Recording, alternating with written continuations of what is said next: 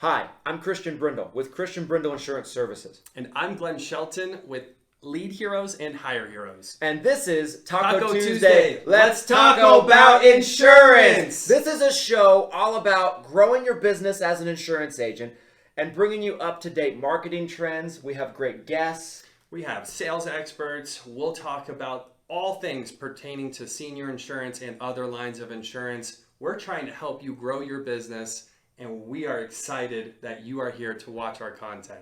If you enjoy this episode, make sure to like the episode. Subscribe to any platform that you enjoy to listen on. Make sure to leave a 5-star review if it allows it, and we'll see you on the episode. We'll see you in there. Welcome to Taco Tuesday. I'm here with my co-host, Christian Brindle. Today, you guys, we're starting off similar to one of our previous episodes where we watched a video together to kind of get this conversation rolling. We have the video pulled up. If you're listening to us on one of the podcast platforms, hopefully you can hear it. If you're watching on YouTube, there is going to be the captioning on the bottom, so it might make it a little easier to hear. But without further ado, let's let President Biden get us started here. My administration has cut the deficit by more than $1.7 trillion, the largest deficit reduction in American history. Under the previous administration, the American deficit went up 4 years in a row. Because of those record deficits, no president added more to the national debt in any 4 years than my predecessor. Nearly 25% of the entire national debt that took over 200 years to accumulate was added by just one administration alone, the last one. Here are the facts. Check it out. Check it out. How did Congress respond to that debt? They did the right thing. They lifted the debt ceiling 3 times without preconditions or crisis. They paid American bills to prevent an economic disaster in the country. But tonight, I'm asking the Congress to follow suit. Let's commit here tonight to the full faith and credit of the United States of America will never, ever be questioned. So some of my Republican friends want to take the economy hostage. I get it, unless I agree to their economic plans. All of you at home should know what those plans are. Instead of making the wealthy pay their fair share, some Republicans want Medicare and Social Security to sunset. I'm not saying it's a majority.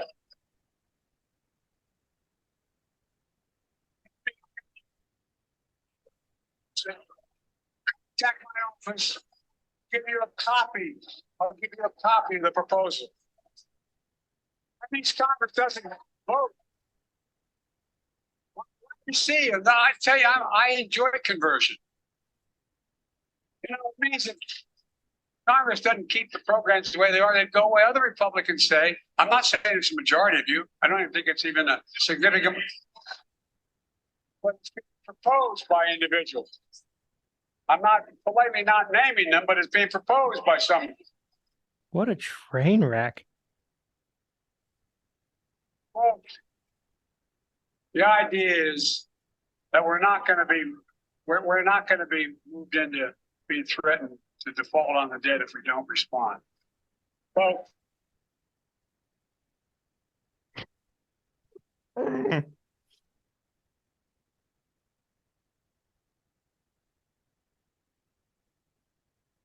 So, folks, as we all apparently agreed, Social Security and Medicare is off the books now, right? They're not going to. All right.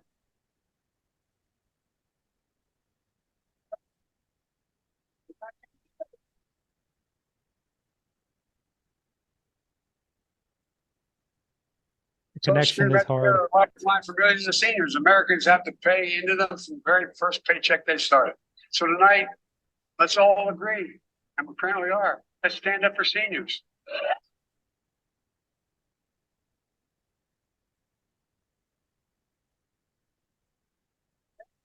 We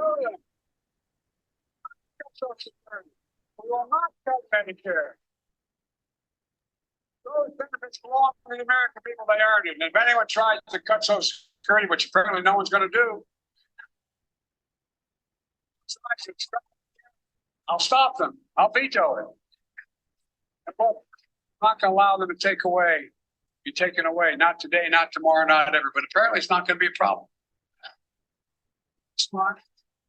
When I offered my fiscal plan, I asked my Republican friends to lay down their plan as well. I really mean it. Let's sit down together and discuss our mutual plans together. Let's do that.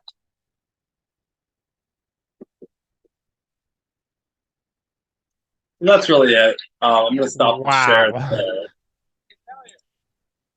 there. You know, the State of the Union, I wouldn't say is always topical for what we do here on Taco Tuesday or as a Medicare agent, if you're listening to this. But I thought it was interesting that it did come up, and it was something that was discussed. And it's a topic that we've discussed at length here on Taco Tuesday, where people talk about Medicare going away or getting defunded. And my favorite part, personally, is to see both sides stand up cheering for Medicare. You know, to me, that says job security, right? So before I get into anything else, I'd love to hear what were your thoughts watching that back? I know even if you had watched it, it's been probably at least a month since you've watched it, but what'd you think? I did not watch it. I will be truthful with our audience. I did not watch That it. was your first time. That was my first time. I haven't watched a State of the Union for a few years now, and it seemed like it seemed like a train wreck. It really did. But that part of it, I guess, is always nice. You know, I mean, to kind of see a pretty large majority of an anonymous support for Medicare, support for seniors. That's always a good thing. I always like to see that. There's always a concern, right, with Medicare. I think, and it's not a new thing. You know, as many of you know, I had a dad that was in the business for many years, recently retired. We recently bought him his company, and but I remember him telling me stories when I was new in the business that, like, in the 90s he had fear of Medicare going away, and you know, he had like a 6-month stint where he got his PNC license and tried to sell farmers and stuff because he thought Medicare was going away. Like, this was in the 90s. This was like, you know, 25 years ago or something like that, you know, or Right. at the time of him telling me this. And so it's always a concern. I think people are always kind of thinking like, oh, it's completely government funded, or not all of it, but Medicare Advantage is certainly original Medicare, Medicare Part D. And I think agents are always like, what do we do if it just snap your fingers and we have some socialized Medicare, and that kind of thing. So I think that's an encouraging thing, at least for the short time period. I mean, you know, never know what the future holds. A new person could get into a certain position, new person as president, and that all goes out the window and that changes. But yeah, it's kind of interesting to see. Yeah, I mean, I think the context behind it, like the first couple minutes before getting into the Medicare section, when they're talking about like the budget issue that comes up really every year, but this could be really an even larger escalated issue if we default on our debt, which I would be shocked. I don't feel like that. Why would the government allow that to happen? Doesn't make any sense to me. I don't know. Stay tuned. 2023, who knows? Maybe we will default on our debt. Hashtag 2024. Yeah. The whole world goes bankrupt. I don't know. I guess we'll have to wait and see. But, you know, getting into the industry, I was told over and over and over, you know, oh, they gutted the under 65 market. It's going to happen to Medicare. Medicare is going to go away. Medicare is going to change, blah, blah, blah, blah, blah, blah. So I think to see that it's, you know, with all the division in the government between Republicans and Democrats, to see that there is still that uniform opinion where they really have to, because the voter block is so important to both sides. You can't alienate the Medicare voter block. Pretty much guarantees you're going to lose the election. Go to war with get elected. They have so much weight with their vote. So I thought it was overall a really positive thing as a Medicare agent, regardless of what your political belief is, regardless of whether you love Biden or you hate Biden. I think it was a positive thing to see that they're all standing up, they're all clapping, they're all cheering for Medicare and for Social Security. And the reality is our seniors need this stuff, right? I mean, if you've ever helped a senior before, you understand that they're on a fixed income, they're not able to work. They can't, earn an income to afford to pay for a lot of these necessities, and then to try to afford healthcare on top of it would be impossible for them. I think funded solutions go, I think Medicare does a pretty damn good job overall in taking care of seniors. So I don't know.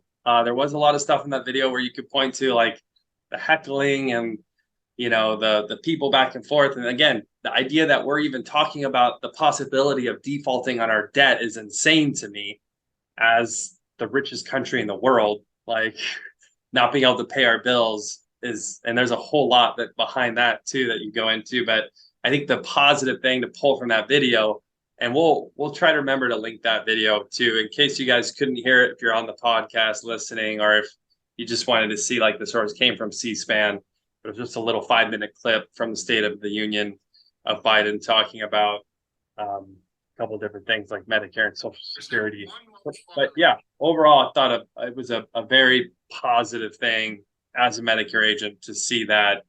I think it's much more like if you were to say what would be the ending event for Medicare, I think like a national healthcare system or a one-payer system, like that has to be such a bigger threat than the idea that they're gonna cut the knees off of Medicare. That would have to be the more I think about it, that would have to be the only thing that could completely take it down. At this point, Right? So I wanted to piggyback on something you were just saying. I was looking for it while you were talking. Our mutual friend Josh Youngs, he posted something the other day that I thought was super relevant, just to kind of give you guys a good understanding about. Most people know about how long Medicare has been around, right? And how long this program really has been a thing, and how long they've overcome certain things. Is this the Part B premium? Yes. Yeah, So, I saw that. Okay, so like, I saw this. I saw this the other day. But that was a cool post.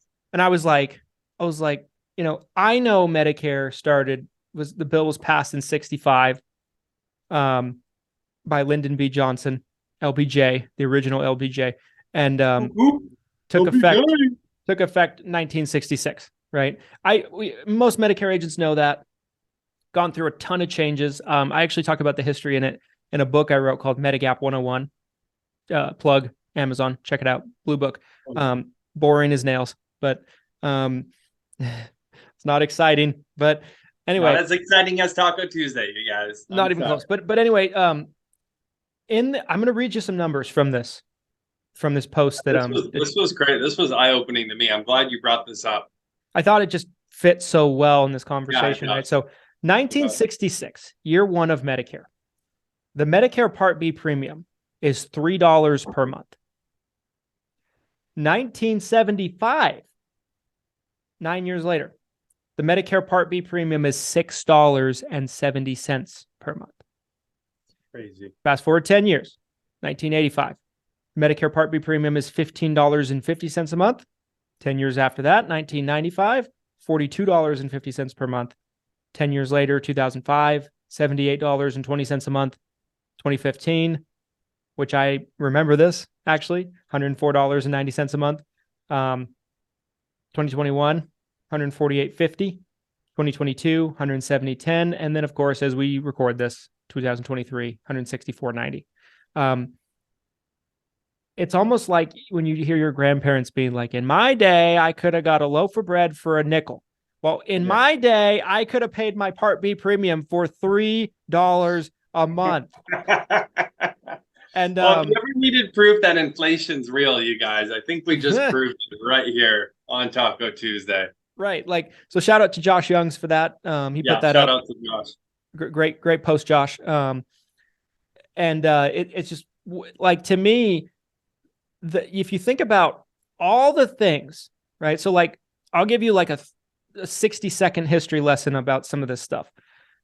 Medicare passes in 65, starts in 66. You have Medicare supplement plans only, basically up until 92. They go through a little bit of changes, but the standardized Medigaps that we know today start in 92.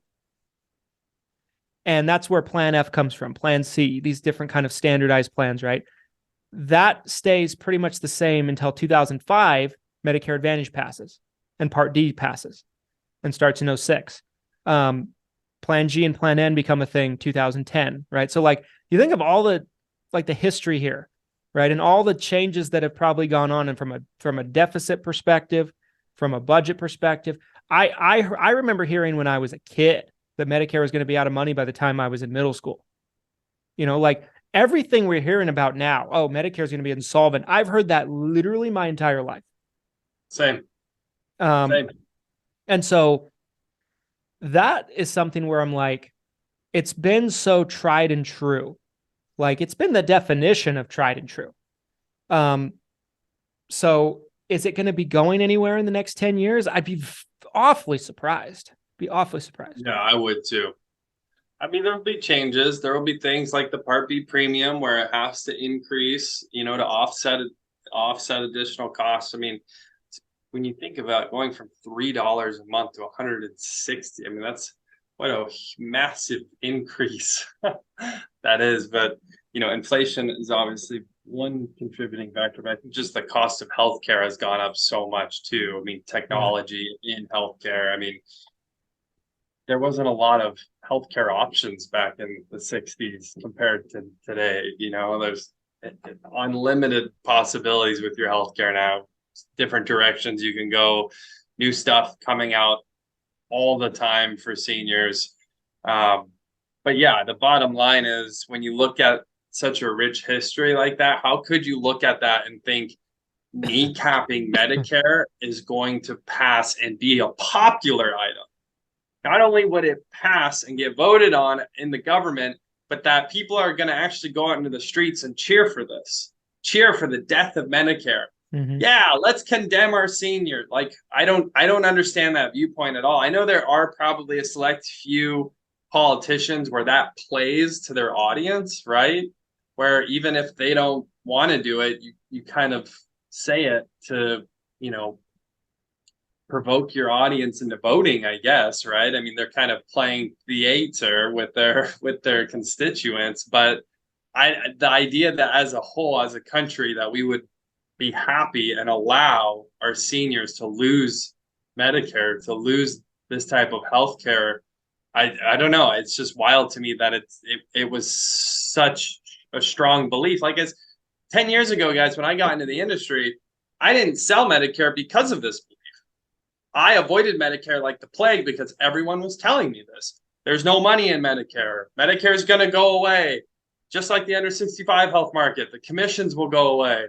And it was just like, you know, one after the other. And here we are 10 years later, and it's stronger than it's ever been. So I really did want to kind of dispel this myth, because it does still happen today. I still see people who love to, you know, what's the doom? I have a lot to say about this. Take over. So I want to steer this in a direction of something. You're right. It might be a little off topic, but it is certainly related. Yeah. No, I like it.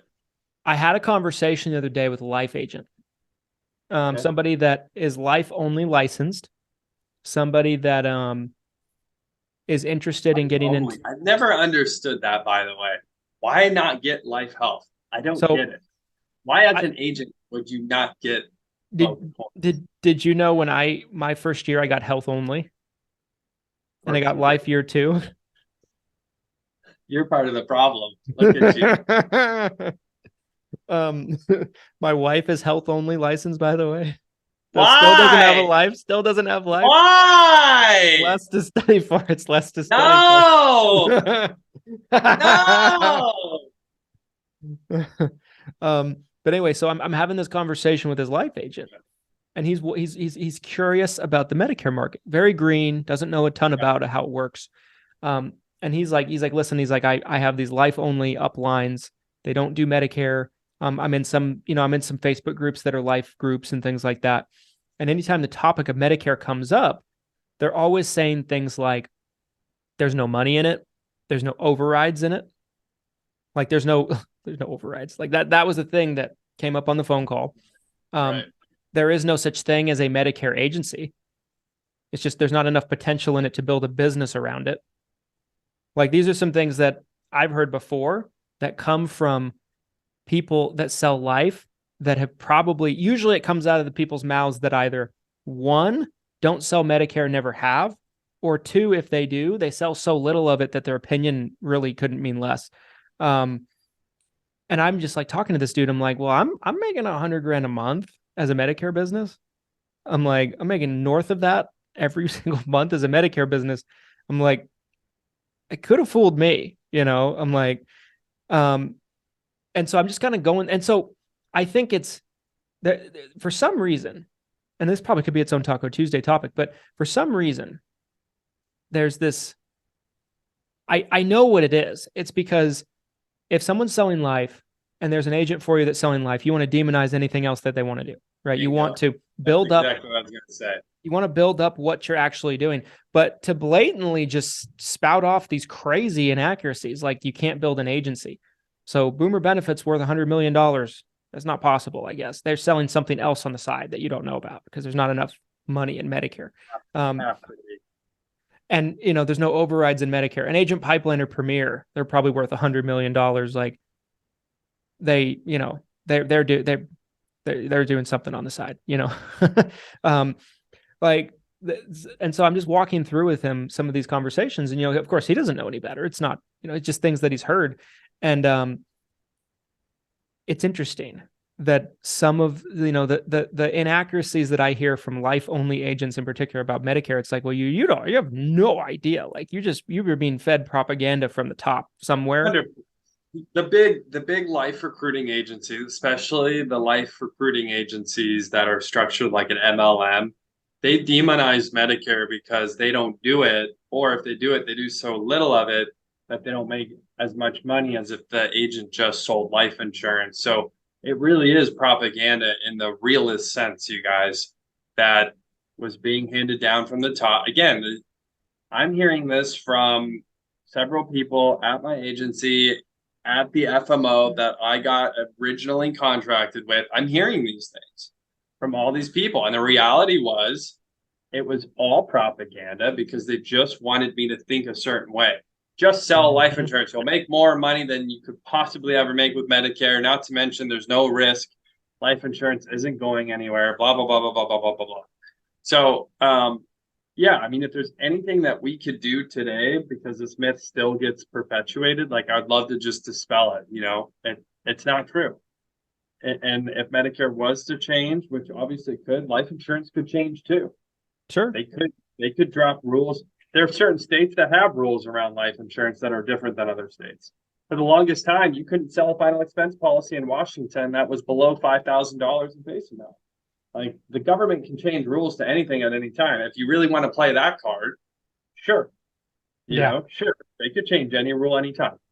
But to say that Medicare is on the chopping block just because it's been talked about before, or because what happened in other health and like the under 65 market when the ACA came about, like that, it's not fair to even say at this point, in my opinion.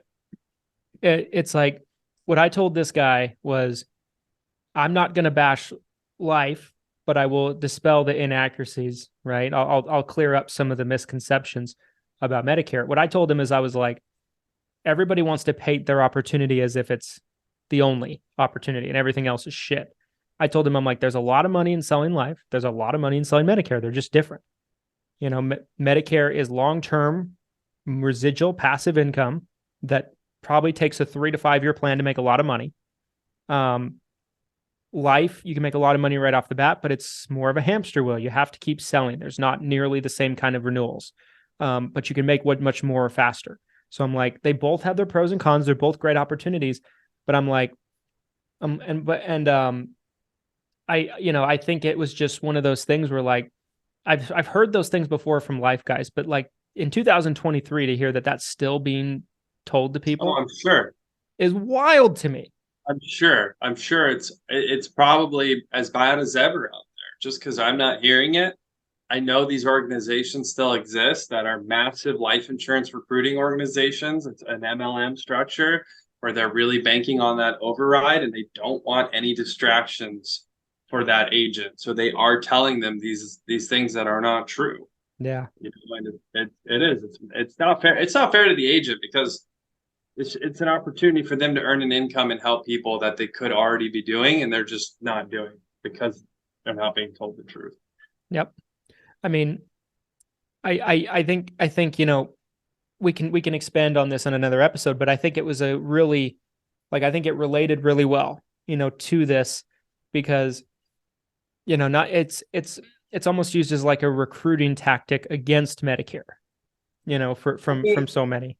Let me ask you this. What are some changes that you do think could be in the pipeline that the government could make to Medicare? And maybe these are positive change. It doesn't, when I say change, I think even the word change in regards to Medicare has a lot of negative connotation, but I think there could be positive changes too. Well, what do you think is on the radar from the government, from our buddy Joe and crew up there right now? What would you say to any of our listeners? I saw somebody the other day who's a really prominent life guy say on a thread that within 2 years, Medicare Advantage commissions would be going down. I'll bet money that's not the case. I'd be shocked, you know. I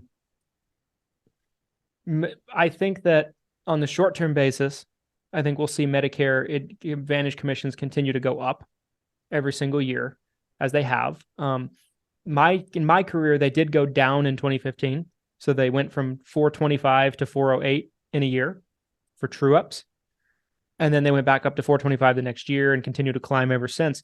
I would be I think on the short term, it's larger commissions. I think because of the increased regulation that I think apps aren't as easy to write. Like it's a little harder for, like, you know, Joe Blow to fall out of bed and write 100 a year. Right. And so because of that, they reward the apps more because they're not as easy to come by. Not that they can't write apps, not that they can't get production, but less regulation means, you know, probably less business overall. I mean, more regulation, I mean. I honestly think accessibility could increase. You know, they talked about rolling back the age. I still think that's possible. That really kind of died. There's a lot of talk, a lot of chatter about the age change. That's kind of been I don't know if that's something that CMS came out and already like ex-nate or Kong. I don't know where that one's at, but I could still see that. You're speculating, Glenn. You're speculating. There's a lot of speculation here, you guys. So I apologize. I don't know the truth, but I do see the possibility. Give that disclaimer. Gotta give the disclaimer. I mean, again, it's one of those things where it's kind of counterintuitive to this whole conversation. Like, you hear people say that it's going away, but I think the reality is it probably expands. You know, it probably becomes easier to get on Medicare. You know, I don't know exactly what that looks like. Maybe it's an age change. Maybe Social Security and Medicare somehow make it even easier, combining certain things that they do together. I don't know, but I wouldn't be surprised to see something like that in the near future. Right. I think another thing is, like, we're probably seeing an attempt to get beneficiaries to self-enroll. And I think that they're going to try to do that. They're going to try to get them to self-enroll, like, you know, call Medicare for all of your options. You know, that what is the point of that? It's to get people to self-enroll. That's what it is. It's not protecting anybody. It's that they want people to enroll directly with Medicare, and they kind of cut the agent out a little bit. They lower their liability too. I always fight against that, but I think the reality is there's probably not enough agents to enroll every single beneficiary. Yeah. Self-enrollment is probably a necessary evil just to handle the volume of Medicare beneficiaries over the next 5 to 10 years. Yeah, I agree, actually. I actually agree. Saw a stat a couple of years ago, and I don't know how true it is, but it shocked me. I think it said like 25% of Medicare Advantage enrollees were by agents, which meant 75% were through other methods. That's wild. So I think, like, would they really crumble without us? It might hurt. 25% is a lot. Like, it is a big number, but like, it's not the majority either. So I think that's very interesting. That's an interesting part of it. But I think agents feel like they make up 99% of the enrollments. Sorry, guys, we don't. Yeah, that's not true. Yeah, that's not true either. Yeah, for sure. Well, what do you think? What are your final thoughts on the current status of Medicare within the Biden administration, and anything else you want to share? Any other insight? I think that that video was pretty eye-opening for me. I think that was kind of an interesting thing. You wonder about what's kind of going on behind the scenes. I think we can thank the Biden administration for the increased regulations. Because Biden appoints who's head of CMS, right? So I mean, we probably saw less regulations previously with the previous term, for better or for worse, no matter what your political thought process are. That is what it is. And so I think we're seeing more and more and more like pushed regulations, probably because this new person is there for 4 years. I think with this next upcoming election, if it swings a bit, we might see some of those regulations come back, get pulled back. So I think that'll be interesting to see. But yeah, that would be my final thoughts. Yeah, I think, there's always pros and cons to whoever's in office. I don't know of any politician that has ever come in and truly been the hero that everyone wants them to be, right? Sure. Which is always funny to me, because they always think if this person gets in office, they're going to fix everything and all the problems are going to, it never goes that way. It kind of is, like you said, like, okay, maybe there's some positive changes, but then with it comes some negative changes. And then it kind of goes back and forth with the regulation issue, like you said. So I think, like I said, overall, the short term, like 2 to 6 year future of Medicare, I think looks super bright. I would have no concerns over any major issues in this space. So like, if you're looking at really investing a lot of time or money into Medicare, I still am super bullish on the entire sector. There's nothing that I would say you need to be really concerned about. Is it possible something like a national healthcare system or a one-payer system gets implemented in the future where Medicare gets completely abolished? Yeah, absolutely. It's possible. But again, a change like that coming within any type of quick time frame would be insanity to me. When we're standing today where we're at, I just don't see it happening. So hopefully, if you watch this episode, you can dispel that myth for yourself or anyone else around you if you hear someone say the propaganda that we discussed, where they're like, Medicare, there's no opportunity in it. Medicare, there's no money and it's going to go away. The government's going to get rid of it. Like, it's just absurd. Yep. Asinine. As Stephen A. Smith would say, asinine, asa 10, asa 11. I love it. Guys, if you enjoyed this episode, comment, like, subscribe, 5-star reviews, the whole 9 yards. We need it. We need you to reach more agents. And we'll see you next time, guys. Hope you enjoyed this episode. Give us feedback if you did, or even if you didn't. So next time, guys. Later.